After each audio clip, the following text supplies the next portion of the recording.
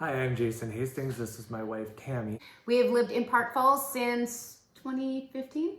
2014, something like that. We did a radio show last week on reality radio, kind of unveiling some of the things that have been going on with our La Roca business plan and being part of the TIF. And very briefly, we're going to bring you up to speed before Tuesday, December 19th at the 5 p.m. City Hall Council meeting. In 2019, we started looking for a building to possibly purchase in the city of Park Falls to flip and maybe put a Mexican restaurant in. We couldn't really quite understand why the mayor at that time was asking if he could come along with us. Remember that? He wanted to go to the mall with us. We went to Grunerwald and he looked at that with us. And then all of a sudden, these TIF funds, as they kept saying, hey, the city's got these TIF funds for you, and all you have to do is give us an invoice with a whole list of the things that you're going to do, and we're going to give you that money. You know how if you want to put new siding on your house, the value of your house is going to go up, and you don't want to pay more in taxes? Well, this keeps you from getting penalized. That's just the smokescreen. 0% interest. 0% interest, that's how the administrator was selling it.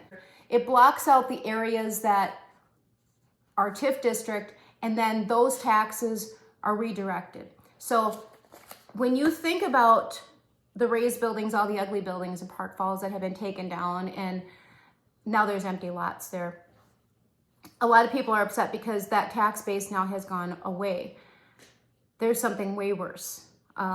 When we agreed finally to go ahead and buy 239 2nd Avenue to flip that, and then the city came back and said, would you buy Bob's Boob Tube and then that little house in the corner because they had illegally hooked up the water? We didn't realize that their job at that time was to sell, what are they called, the notes? Bonds. Bonds? Okay. So they have to, how much did they get total? $4.3 million. The city of Park Falls received $4.3 million from the Huntington Bank in Columbus, Ohio. We learned all this through the open records request. And then the Park Falls Community Development, we don't know who's running that anymore because nobody answers, where we just paid that $42,000 back with $11,000 in interest. The most important part that we can give you right now before this meeting on Tuesday is for Jason, who is also the county supervisor for the town of Eisenstein and Fifield, to kind of go over some of the things that we found brutally in 2.5 days of reading these contracts. All of this marketing is being guided by an invisible hand, your local government and your city hall. At tax time, there's what is called this tax base. The taxes on the old dilapidated buildings that we had. Then there's the cost of the new finished restaurant property taxes. Our new finished restaurant taxes are $5,000 a year. For over 20 years, we borrowed $100,000, and all that goes back to the bank where they borrowed it from in Columbus, Ohio, not the city general fund like it's supposed to, that supports the police department, the fire, the school systems especially. Mm-hmm. It's robbing the city of those future taxes for 20 years in substantial amounts. Which would actually be why they are having some financial issues right now. The city has several developers that are involved, and several of those are missing in the open records request too. But the city bought these bonds to the tune of $4.3 million from Huntington Bank, who is tied to BlackRock. And they sold the bonds to the city with a 3% interest rate. The TIF district can actually accumulate a special sales tax revenue for our tacos. So what you're saying is we finally figured out, why would the city want it to sue us for not opening a Mexican restaurant in the building that we actually refurbished under Cornerstone Properties?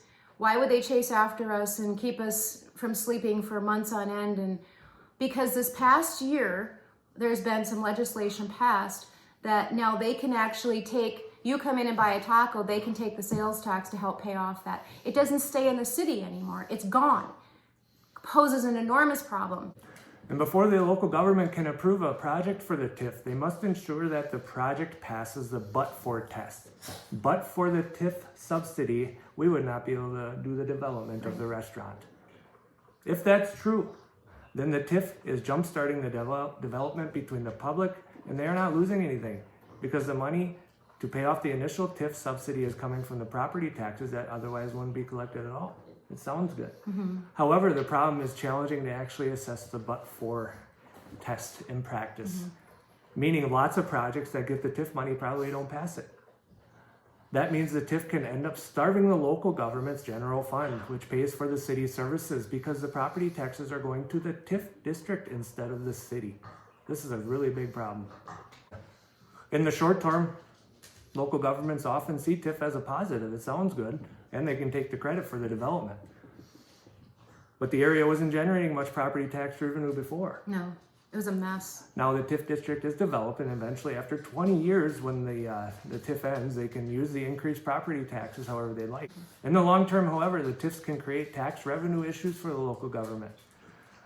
They could have used the property taxes over the past 20 years for citywide projects instead.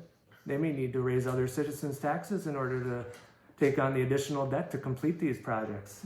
$4.3 million in projects. In order to operate a city, you need the sales tax revenue to finance city services, schools, roads, parks, fire, sanitation, police, and etc. that rely on the property taxes. In this case, the people are unwillingly knowing and paying higher taxes in the tax district.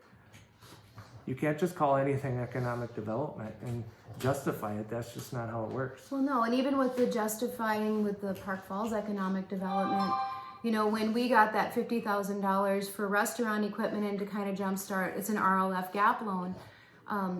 We got that right as COVID started and it was deferred, and then, but there's no paperwork, and it's just the strangest thing. Even paying off a loan, you never see the payments that were made in a way that calculates the interest.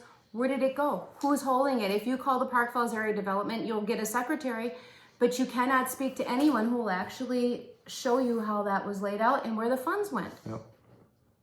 And I'm sorry, but if we had $11,000 to pay in interest in 3 years, we wouldn't have needed a loan.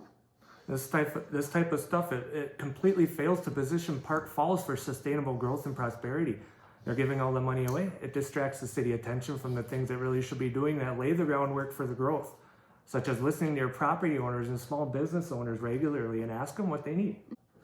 In order to properly build a restaurant, you need to find incremental, low-risk actions that you can do. You can take to improve the value of the property, say by 25% each year, which is basically what we were doing. We were doing it in our free time. You do as much as you possibly can. And as much as you can afford to do.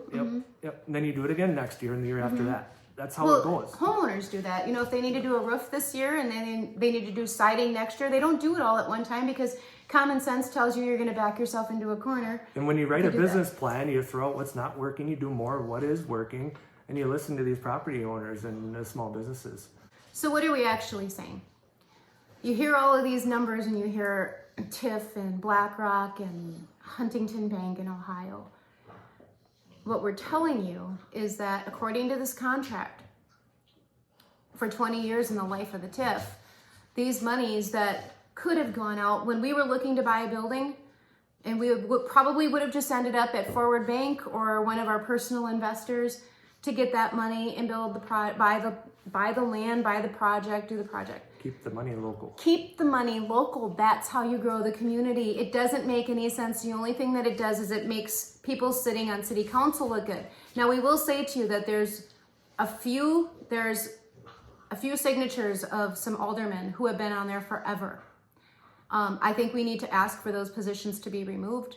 We need to ask for some accountability on why there was lying. Why did they say that the state provided the funds when they knew full well and had signed on the dotted line, our city administrator signed on the dotted line with this Huntington Bank out of Ohio? They knew that it was a loan. They knew that the interest rates were high. They knew that the accountability was high. And some of them who have done this have walked this path before and have been asked to leave because it's not a successful project. It does not promote growth within small towns and small communities.